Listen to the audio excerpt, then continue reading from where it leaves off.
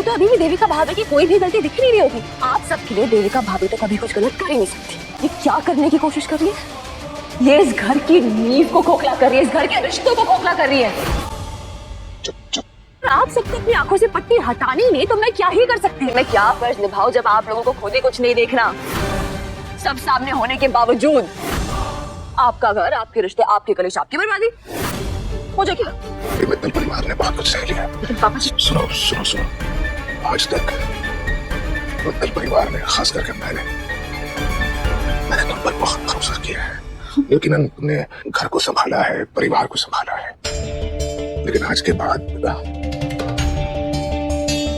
क्या बताऊं मैं? हमारी बहन की घिनौनी हरकतों ने तो क्या कहूं? पर पापा जी क्या कहा पापा जी ने? बिल्कुल सही कहा जो कहा। कृतिका का इस घर में रहना ही गलत था। अब सुमन इंदौरी के आने वाले एपिसोड में एक अलग ही ट्विस्ट देखने को मिलेगा। भाई कृतिका को फाइनली घर से बाहर निकाल दिया जाता है। यहाँ पर कृतिका के पापा आते हैं, अपने मुंह से ही खुद बोल देते हैं कि भाई ये तो पागल है, इसको कोई भी यहाँ पर झेल नहीं सकता और बहुत ज्यादा मेंटल है। और इसी बात को लेकर सुमन पकड़ लेती है और सुमन कहती है ठीक है आप सही बोल रहे हो और एक काम करती हूँ मैं एम्बुलेंस बुलाती हूँ, इसको पागल खाने भर्ती कर देते हैं।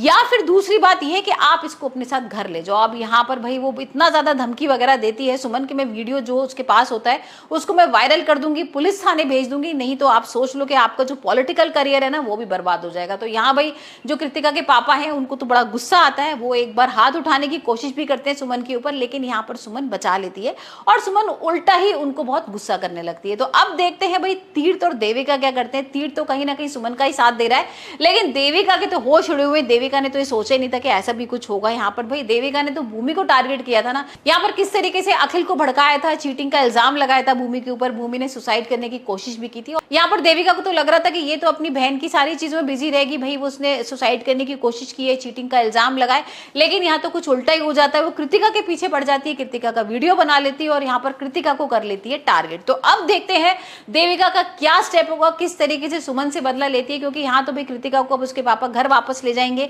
और यहाँ तीर्थ भी भाई कहीं ना कहीं थोड़ा सा खुश हो रहा है, क्योंकि तीर्थ को अब सुमन से प्यार होने लगा है। सुमन की जिस तरीके की हरकतें हो रही हैं, वो घर वालों की तरफ इतना ज्यादा झुकाव हो रहा है, घर वालों के बारे में सोच रही है। यहाँ पर भाई तीर्थ को बचाया भी उसने कृतिका से, जिस तरीके की अगर हरकत ऐसी हो जाती तो यहाँ पर भाई तीर्थ को अब कृतिका से शादी ही करनी पड़ती। तो अब ये सारी चीजें देख के ना कहीं तीर्थ को हो रहा है सुमन से प्यार।